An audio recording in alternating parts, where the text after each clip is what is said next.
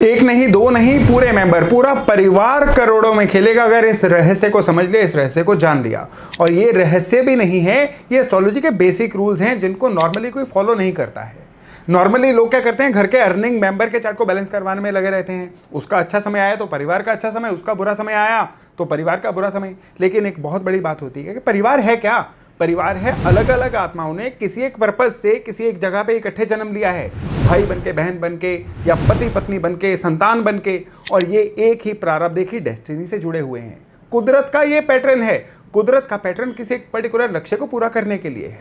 उस पैटर्न को समझ लिया जाए, कुदरत के काम करने के तरीके को समझ लिया जाए, और पूरे परिवार को इस रहस्य को समझा दिया जाए कि किस तरह से पूरे परिवार के सितारे, पूरे परिवार के धन के सितारे को एक्टिवेट करके रखा जाए, तो एक मेंबर का बुरा समय आएगा ना, दूसरा उसको कंपनसेट करेगा।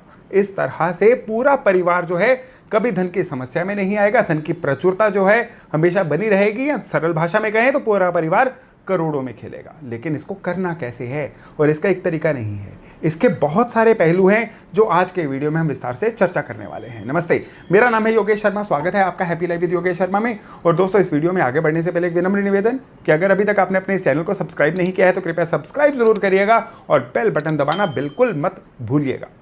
एक जो फैमिली यूनिट है ना, उसमें नॉर्मली क्या स्ट्रक्चर होता है, घर में एक या दो मेंबर कमा रहे होते हैं और घर के बच्चे होते हैं, घर के सीनियर मेंबर्स होते हैं। लेकिन एक बात सभी में कॉमन है कि सभी की जन्म कुंडलियों में धन का सितारा कहीं ना कहीं तो बैठा हुआ है।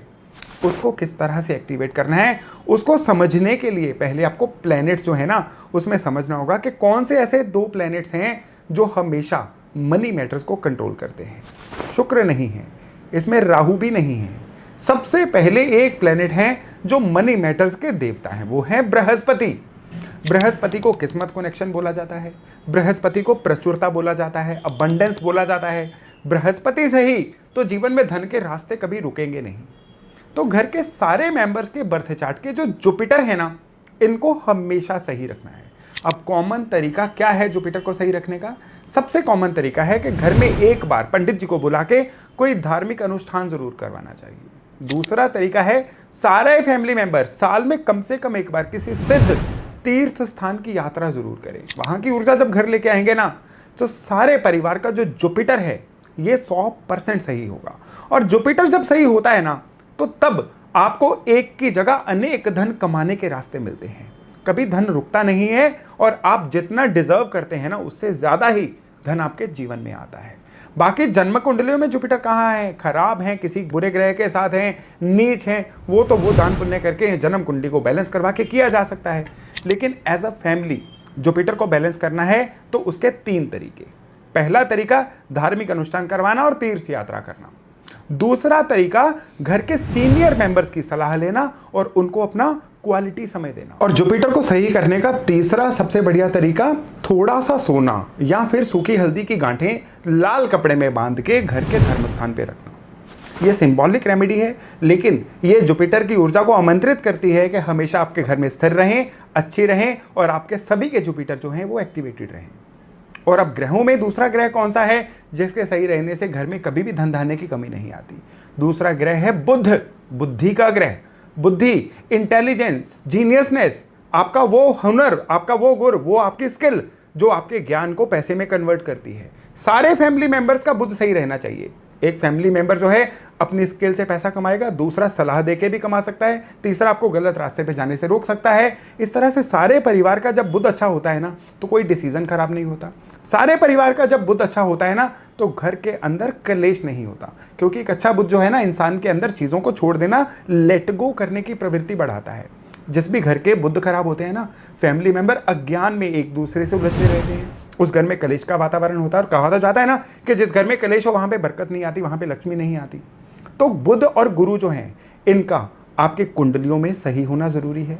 प्रैक्टिस के द्वारा गुरु को कैसे सही किया जाता है मैंने बताया, लेकिन बुध को कैसे प्रैक्टिस से सही किया जा सकता है, उसके लिए सबसे जरूरी है कि घर के अंदर सौहार्द का वातावरण रहे। दूसरा, विद्या। जो भी फैमिली मेंबर पढ़ रहे हैं उनको अपनी पढ़ाई में फोकस लगाना है। जो पढ़ चुके हैं वो अपना बुद्ध किस तरह से सही रख सकते हैं, वो बुद्ध सही रख सकते हैं अपने शब्दावली में कंट्रोल लाके। कभी कटु वचन नहीं बोलने, कभी भी चुगली निंदा नहीं करनी है और कभी भी कुछ ऐसा हार्श नहीं कहना है जिससे सामने वाला हर्ट हो जाए। यानी वाणी में बैलेंस रखना जो है आपके बुद्ध को बहुत जबरदस्त हद तक सही करता है। बुद्ध को और सही करना है तो आपका वो फैमिली मेंबर देखिए जो बिल्कुल जिसके अंदर बुद्ध का एलिमेंट वीक है, यानी वो उनकी ग्रेस्पिंग पावर नहीं है, या फिर उनको चीजें जो हैं वो याद नहीं रहती हैं, या वो बहुत कड़वे वचन बोलते हैं, बात बात पे लड़ने को आते हैं। कांसे के बर्तन में उनको भोजन करवाइए, बुद्ध जो हैं सही हो जाएंगे। तो गुरु और बुद्ध जो हैं वो प्लैनेट्स हैं जो पूरे परिवार के बैलेंस होने चाहिए। अब इसके बाद बारी आती है फाइनेंशियल डिसीजंस। फाइनेंशियल डिसीजन किस तरह से? परिवार में आपके कोई एक दो मेंबर ऐसे हो सकते हैं जो शेयर बाजार में अच्छा कुछ करना चाह रहे हो, या जिनको शौक हो शेयर बाजार के थ्रू कुछ ना कुछ अच्छा करने का। तो यहां पे मुहूर्त का ध्यान रखना बड़ा जरूरी है। न्यूज़पेपर आता है, पंचांग आती है जिसमें रोज का शुभ चौघड़िया लिखा होता है। आपको उसके अनुसार जो है अपने अच्छे फाइनेंशियल डिसीजन को लेना है। कोई भी इन्वेस्टमेंट या कोई भी फाइनेंशियल डिसीजन अगर आप थर्सडे वाले दिन लेते हैं वो हमेशा आपके लिए शुभ रहेगा।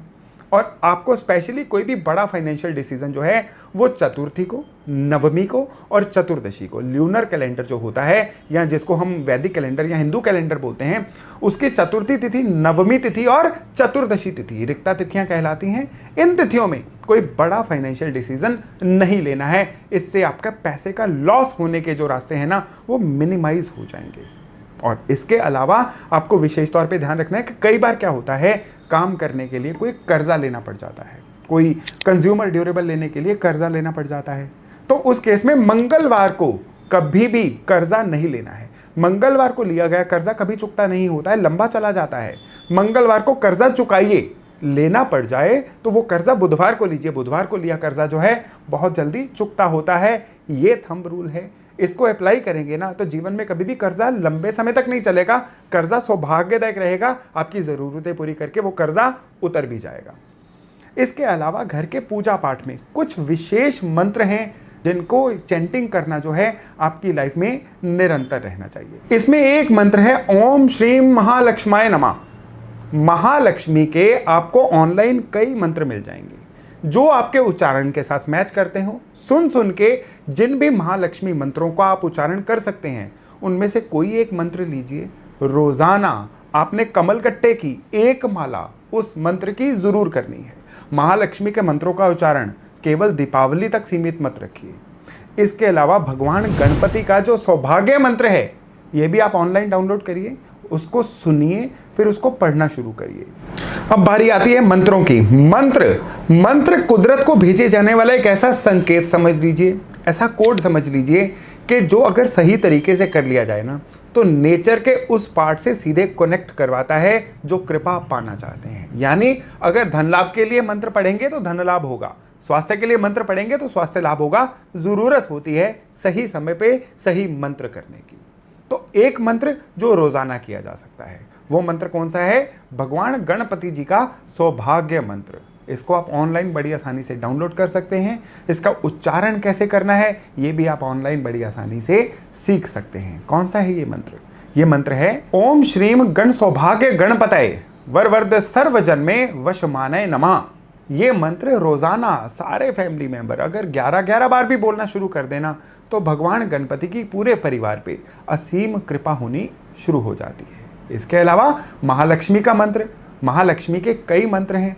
आप इनमें से ऑनलाइन कई मंत्र महालक्ष्मी के हैं जो आपको सूट करता है बोलने में, उसको बोल सकते हैं। ओम श्रीम ह्रीम श्रीम कमले कमलालय प्रसीद प्रसीद श्रीम ह्रीम श्रीम ओम महालक्ष्माय नमः।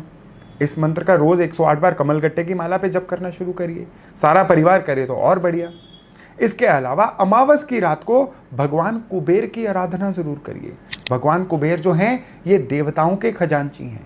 महालक्ष्मी की कोई भी कृपा हो भगवान कुबेर के मर्जी के बिना नहीं आती है। तो भगवान कुबेर का कौन सा मंत्र है जो उनकी डायरेक्ट कृपा को आपके साथ जोड़ता है? वो मंत्र है ओम ह्रीम श्रीम क्रीम श्रीम कुबेराय अष्टलक्ष्मी मम ग्रहे धन पूराय पूराय नमः। ये मंत्र जो है ये इतना विलक्षण मंत्र है ना, अगर हर अमावस को एक माला जप इसका कमलगट्टे की माला पे ही किया जाए तो भगवान कुबेर जो हैं अष्टलक्ष्मी की कृपा को आपके घर में स्थापित करना इंश्योर करते हैं। खाली यही नहीं, अब घर की बात चली है ना तो घर के वास्तु में आपको कुछ ना कुछ तो चेंज लाने होंगे अगर आप चाहते हैं कि आपका परिवार करोड़ों में खेले। वास्तु में किस तरह के चेंज लाए जा सकते हैं? आपके घर में अलग अलग जोन हैं। एक जोन है जिसको हम हेल्थ जोन बोलते हैं, लेकिन एक जोन है जिसको वेल्थ जोन बोला जाता है, फाइनेंस जोन बोला जाता है। अब फाइनेंस जोन जो है ना, इसमें नॉर्थ का एरिया आता है, इसमें साउथ ईस्ट का एरिया आता है और इसमें नॉर्थ ईस्ट का एरिया आता है। मैं फिर से रिपीट करता हूं, जो नॉर्थ का एरिया है ना, उत्तर का एरिया, ये एरिया पक्का करता है इस बात को कि आपके घर के अंदर इनकम का फ्लो जो है ये निरंतर बना रहे। तो घर के नॉर्थ एरिया में आप क्या करिए, इसको साफ सुथरा रखिए। घर के नॉर्थ एरिया में भगवान कुबेर की कोई फोटो या मूर्ति किसी भी तरह से लगा दीजिए। इससे आपके जीवन में धन का प्रवाह जो है ये निरंतर रहता है। साउथ ईस्ट, जिसको अग्निकोण या दक्षिण पूर्व भी बोला जाता है, ये इंश्योर करता है कि रोज की जो आई चलाई है उसमें किसी तरह की बाधा ना आए। ये ना हो कि आपके नाम पे प्रॉपर्टीज हैं लेकिन जेबें खाली हैं, ऐसा भी ना हो। साउथ ईस्ट का बैलेंस होना आपके धन के प्रवाह के लिए बहुत ज़्यादा ज़रूरी है।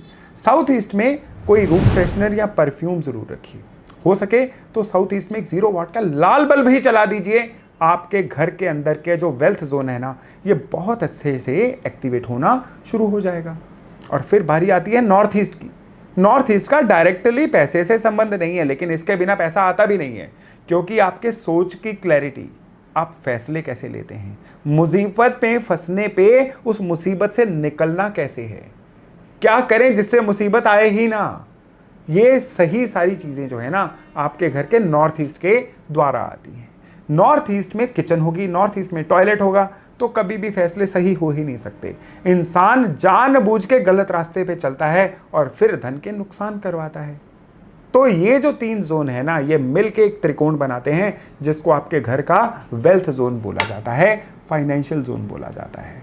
इसको सही रखेंगे ना तो आपके घर के अंदर की प्रचुरता जो है ये हमेशा आती रहेगी। एक और रूल है, वो है कि आपके घर का जो मुख्य द्वार है वो ऑलमोस्ट सारी फैमिली के अकॉर्डिंग ही होना चाहिए। अब सारी फैमिली के चार्ट अलग अलग हैं, किसी को साउथ फेसिंग मना है और किसी को साउथ फेसिंग अलाउड है। तो किस तरह से करें, आपके पूरी फैमिली के जो बर्थ चार्ट है ना, उसके अकॉर्डिंग आपके मेन गेट को अलाइन किया जा सकता है। यूं तो ये वास्तु विजिट का एक विषय रहता है, लेकिन फिर भी एक फ्लैट इसका रूल है कि गोल्डन कलर के स्वस्तिक जो हैं मुख्य द्वार पे लगा दिए जाएं। तो आपका जो मुख्य द्वार है, इसकी जो भी ऊर्जा होती है ये आपके परिवार की फेवर करना शुरू करती है। इसके अलावा जो मुख्य घर की गृहिणी होती हैं, वो घर के सेंटर प्लेस पे दूध और केसर का छींटा देती रहें और मुख्य द्वार पे रोज सवेरे जल की 2-4 बूंदें दाएं बाएं छिड़कती रहें।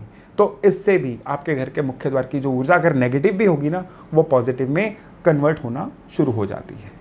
और ये कहने की ज़रूरत नहीं है कि टॉयलेट्स के दरवाजे हमेशा बंद रहें, घर के अंदर साफ सफाई रहे और घर की ये दीवारें जो हैं उन पे भी पूरी तरह से कभी ना कलर हो, ना वहाँ पे सीलन हो। इस तरह की चीज़ें नहीं होनी चाहिए। ये घर के अंदर की बरकत को ख़त्म करती हैं, धन के फ्लो को ख़त्म करती हैं।